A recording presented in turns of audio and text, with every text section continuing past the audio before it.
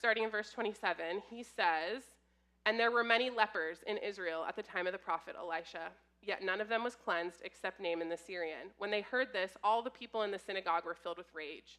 They got up, forced him out of the town, and brought him to the brow of the hill on which their town was built, so that they could throw him down the cliff. But he passed through the crowd and went on his way." Jesus is making a pretty pointed claim to a very Jewish audience that God could have healed any leper in Israel. He could have healed every leper in Israel, but he didn't. Instead, he chose Naaman, a foreign outsider who doubted and questioned, yet ultimately obeyed and declared God as the one true God. And that is what enraged them. They believed that they had exclusive access to God, and that his favor moved through the right people, the right lineage, the right religious structures. And instead, Jesus is showing them that God constantly bypasses our own ideas of privilege and always is going to move towards humble obedience wherever he finds it, whether that's inside or outside of Israel, or inside or outside of the church. So let's go back to the little girl in this story for a second. She is actually why I chose this text originally. She's my OG unsung hero. What a fascinating case study she has become in what it looks like to not only love your neighbor, but to work for their good and their flourishing. When Jesus is asked about what the greatest commandment is, what did he say? You got to love God and you got to love your neighbor. And if I had been taken from my home and my family and forced to work in a foreign country, I don't think my first thought would have been empathy for the medical ailments of my captor. My own son, my 9-year-old, struggled with that this week, and it wasn't even his enemy that he didn't want good things for. It was his own cousin. Milo is the oldest of all his cousins on both sides, and he is generally a very kind and very sweet older cousin. But he found out, so I normally take my oldest niece, Junia, out for something for her birthday, and so he found out that we were going to go out for bubble tea, and he wasn't invited. And he was so unwell about this that he had to lay in his bed and just regroup in order to get through the rest of his day, because this was such a devastating blow. And he generally like I said, he wants good things for Junia, but he doesn't want the good things if he can't have them too. Had he been invited to bubble tea, there would have been no problems. And that's what's so crazy about this story, because spoiler alert, Naaman is going to get healed. But this girl is still a slave. We actually don't ever even circle back to her. She's never mentioned again. No bubble tea for her. She gives this information about Elisha to Naaman freely with no expectation that Naaman is going to repay her or that there's going to be any real benefit to herself other than seeing her oppressor healed. What a picture of God's grace and mercy offered freely to all, which is kind of going to be the continuous through line of our text today. So let's jump back to our text and let's read the second part of this story. We're going to be starting again in verse 8. When Elisha the prophet heard that the king of Israel had torn his clothes, he sent this message to the king: "Why did you tear your clothes? Send him to me so that he may know there's a prophet in Israel." So Naaman came with his horses and chariots and stood in the doorway of Elisha's house. Elisha sent out a messenger who told him, "Go and wash 7 times in the Jordan. Your skin will be restored and you will be healed." Naaman went away angry. He said, "Look, I thought for sure he would come out, stand there, invoke the name of the Lord his God, wave his hand over the area, and cure the skin disease. The rivers of Damascus, the Abana, and Pharpar are better than any of the waters of Israel. Could I not wash in them and be healed?" So he turned around and went away angry. His servants approached and said to him, "O master, if the prophet had told you to do some difficult task, you would have been willing to do it. It seems you should be happy that he simply said, 'Wash, and you will be healed.'" So he went down and dipped in the Jordan 7 times as the prophet had instructed. His skin became smooth as a young child's, and he was healed. Okay, so in case you aren't familiar, Elisha is a prophet who is out here doing some pretty standard crazy Old Testament stuff. He's actually the protege of the famous prophet Elijah. So Elijah, Elisha. I don't know why the Bible is like this sometimes, guys. Elijah found Elisha plowing in a field and threw his cloak over him, which is basically the equivalent of being kidnapped into vocational ministry. And then And then Elisha, so they do all this ministry together, and then later Elijah is taken up into heaven in a whirlwind while Elisha just kind of stands there and watches. And this is so crazy to me, guys. He had the wherewithal, he's watching his like mentor and best friend get like sucked up into heaven. And he had the wherewithal to be like, hey, God, that was so cool, but could you give me a double portion of his prophetic spirit and gifting? I'm like, that would not have been my first thought if I was like, okay, but that is Elisha, and you see that all throughout his stories in the Bible. Is he is out here just being like, hey, God, can you do more? Can you do more through me? And that is what makes him like such a cool character, specifically in this story. But he is never once doubting that God is who he says he is, or is going to do the things that he says he is, and that it's all through God's power. He's just an instrument of that, and he knows it. And what I specifically love about Elisha is that Elijah was all like thunder and drama and like calling out the kings for the shenanigans that they were getting up to. Elisha's ministry is much more like healing, restoration. He is not the prophet out here calling down fire from heaven. He is feeding widows. He is purifying water. He is bringing kids back to life. Except for the kids who, in a different story, made fun of him and called him Old Baldy, and he did call a bear out of the woods to maul those kids. So I think that's just proof that even the best of us have our bad moments in ministry, you know. But Elisha's ministry constantly points back to God's heart for the least of these. And when we find Elisha in our text this morning, he's at the height of his ministry. He is seen as a very great and very holy man in the land of Israel. But even so, he is not working for the approval of kings. He's not working for power. He's not working for money, as we'll see later in the story when Naaman tries to pay him, and he is like, do you not understand what we're doing here? But he's truly just out here like ministering faithfully to the people that God puts in front of him, showing God's grace to all, even foreigners like Naaman. This also provides some context as to why Naaman's request kind of goes the way it does. He knows that the power to heal comes from God, right? Elisha's like, I have nothing without God. And Elisha knows, like, I don't even need to be there to make this happen. In fact, just so Naaman can't get it confused and claim that power came from Elisha, the holy man, which would have been, like, really culturally normal at that time to be like, oh, this holy man healed me. Elisha actually offers Naaman the mercy of clarity to Naaman by removing himself from the equation completely, so that it'll be even easier for Naaman to know and encounter Yahweh, the one true God. So Elisha sends out his servant to Naaman with instructions, and I can't even begin to describe how rude this would have been in Near Eastern culture. That feels rude to me in 2026. Like if I come to your house and I ask for something and you like send your kid out to tell me and you won't even come talk to me about it. But if there's one thing we know about the prophets is that they cared basically like 0% about cultural norms, and they were not pandering to societal expectations ever.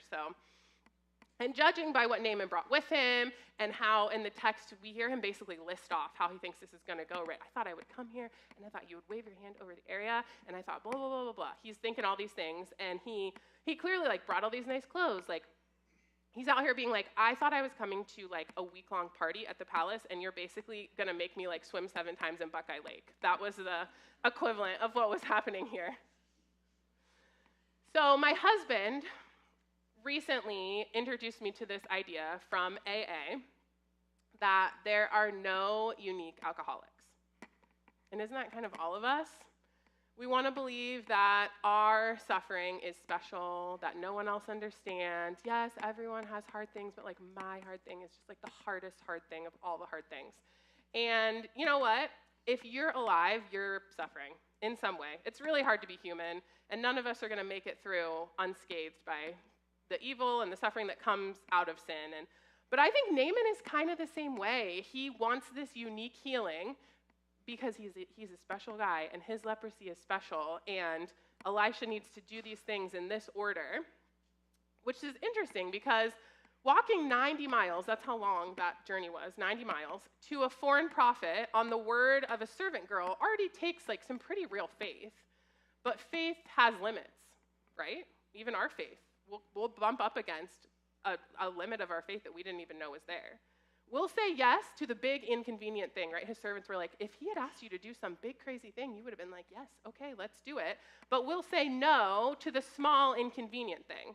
We want God to do big things for us and do big things through us, but we don't want to do the small, weird, inconvenient things that he asks us to do in order to make those big things happen.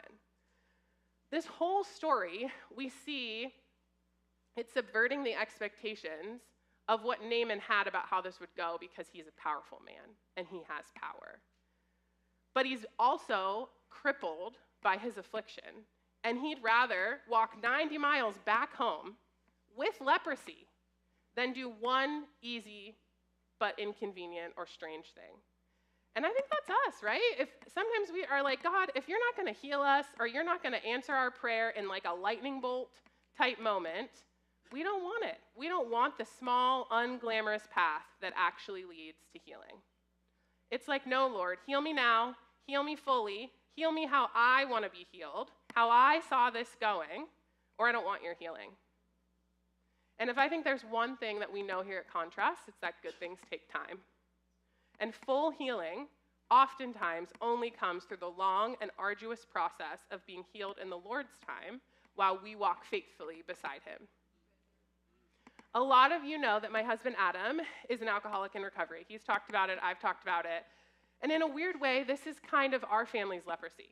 And I won't lie to you, we have prayed many years for that lightning bolt healing, right? Like, just take it away, Lord, full healing, right now. But instead, God has asked him and me, our family, to do like small, annoying things over a long period of time. And even though he is one of the best people that I know, he will be very honest with you about this. Like, he doesn't want to do these things. He doesn't want to go to AA every week and give up a full night of his week. He doesn't want to confess to his community when he messes up. He doesn't want to have to call someone when he's having a hard day. He doesn't want to serve other people when his life feels so hard. And he does not want to live in radical honesty in this community of believers. None of it. Even though he knows, we know, slowly, this is what's going to add up to victory and true healing. Not even just over addiction, but over any sin in our hearts. These are the things. And I'm not saying God couldn't touch Adam tomorrow and take away every craving, but that's just not been our story. And I have seen enough fruit from the long way that I can't bring myself to regret it. On my best days, I can even call it a mercy. That healing came not in a lightning bolt, but through quiet faithfulness, just doing the right thing today, and being in community of people who have loved us so well. And this is another cool thing that we see in our text this morning, is that the people that eventually convinced Naaman to try this out, to try out what Elisha asked him to do, are the lowest characters in the story in terms of power and social status. They have nothing to lose because of their own experience with being at the bottom, and because of this, they're able to encourage Naaman to try this, because what does he have to lose? What's he going home to? A life of being powerful, but ostracized and diseased is really all that's left back for him in Syria. And Adam has encountered some of the absolute best people in recovery who are so healed and so whole precisely because they had nothing to lose. And no other choice but to set down any shred, or not even like shred, any feeling of power that they had, and look up and just start walking slowly next to Jesus towards sobriety, towards healing. It was only when they were able to set down their own stuff and realize their own affliction and their own powerlessness that they were able to start being healed. Because sometimes we have to be brought low in order to be made whole. Naaman had to have all of his ideas about what power meant and what it could do for him absolutely obliterated in order to be fully restored. Because there was never going to be a world where his ideas of what healing looked like matched up with what God was actually going to ask him to do, to step into full healing and restoration. So let's finish this story. We'll pick it back up in verse 15. He and his entire entourage returned to the prophet. Naaman came and stood before him. He said, "For sure I know that there is no God in all the earth except Israel. Now please accept a gift from your servant." But Elisha replied, "As certainly as the Lord lives, whom I serve, I will take nothing from you." Naaman insisted that he take it, but refused. Naaman said, "If not, then please give your servant a load of dirt." enough for a pair of mules to carry. For your servant will never again offer a burnt offering or sacrifice to a god other than the Lord." Remember how we talked earlier? No, not me reading my notes, guys. Make it make sense, Jesus. So remember earlier how we talked about the power of the gods being territorial, like they thought, like, okay, this god has power over this territory, this god has power over this one. That's why he's asking for like literal physical dirt from Israel. He's saying, I know the power of this God now, and I don't want my gods. I want this God, and I want to take this physical reminder of this God back home with me. So we're going to wrap this up with none other than a Young Life acronym. I actually didn't know about Young Life until I was an adult, and I'm constantly delighted by all their fun and slightly unhinged ministry tactics. And I will never get over one time they used our space and we just found like a ton of hot dogs under the stage later, just like loose hot dogs. So that's all you need to know about Young Life.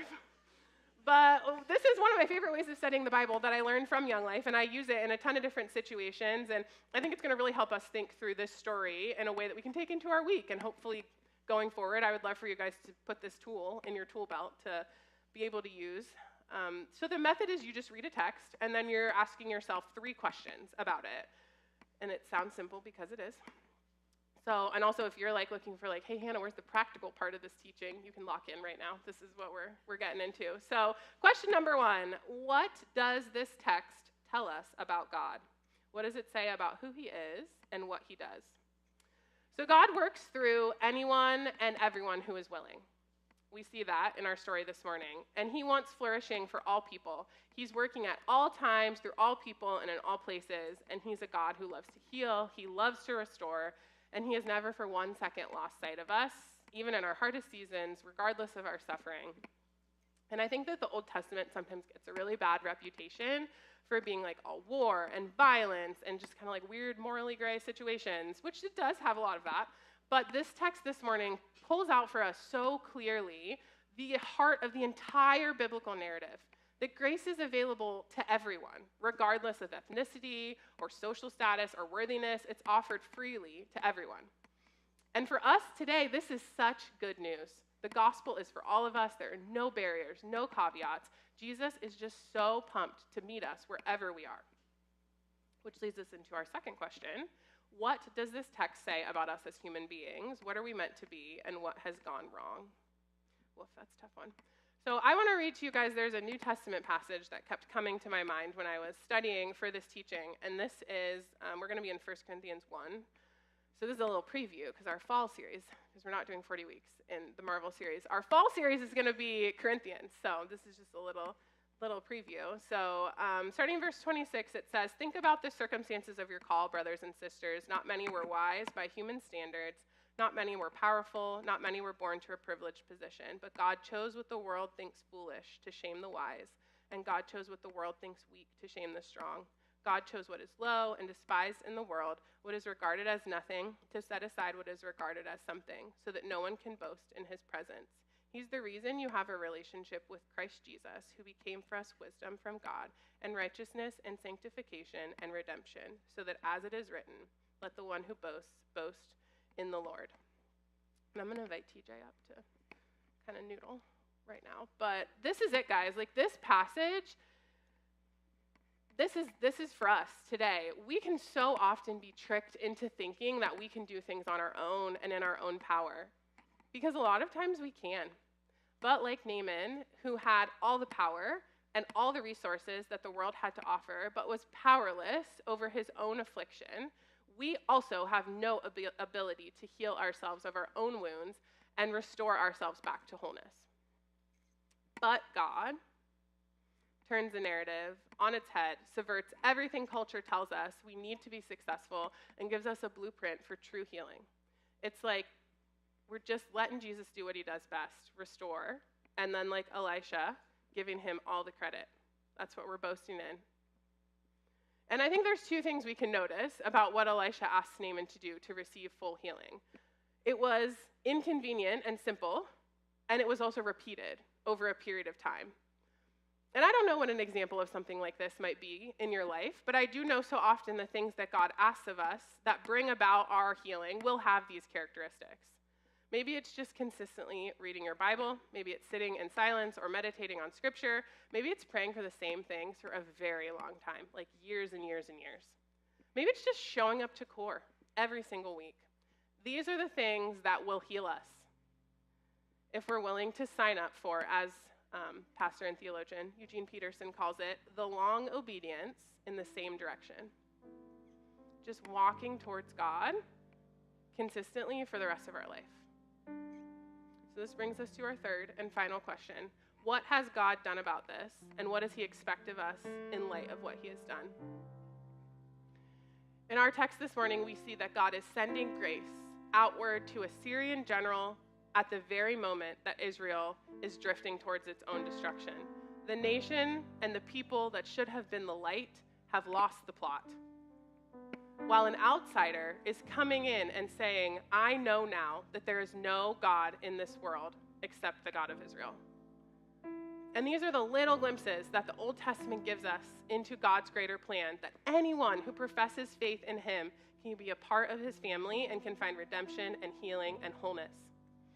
He expects others to see his goodness and his light in the world through us, and our desire to step into spaces that feel tricky or difficult, to speak life and encouragement over our enemies, genuinely wanting the best for them, even if their flourishing changes nothing about our own life. He's asking us to do the small, seemingly insignificant things that slowly bring about recovery and restoration, even if what we would prefer is a quick, easy, and painless healing.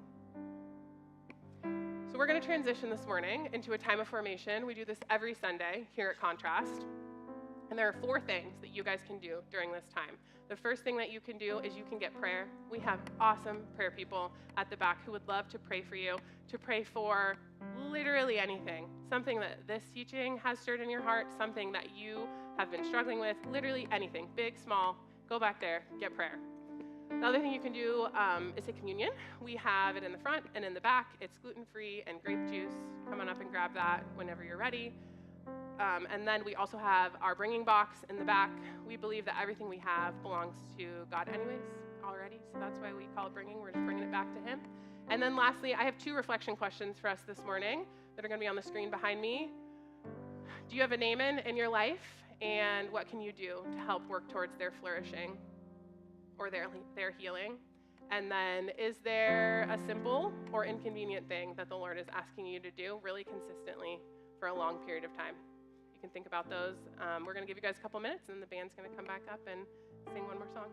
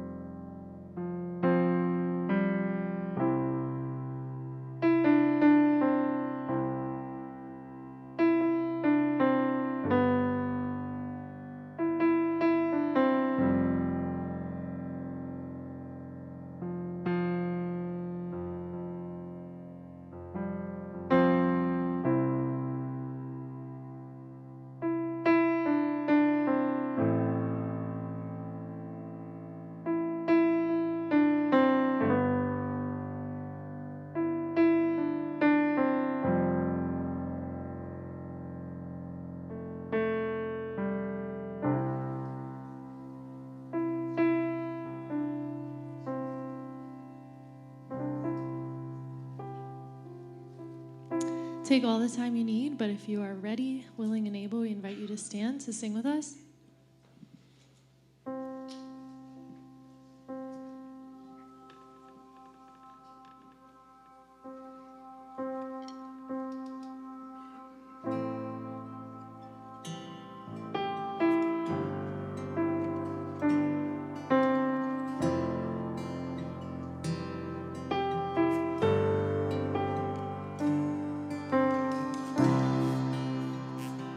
It was my cross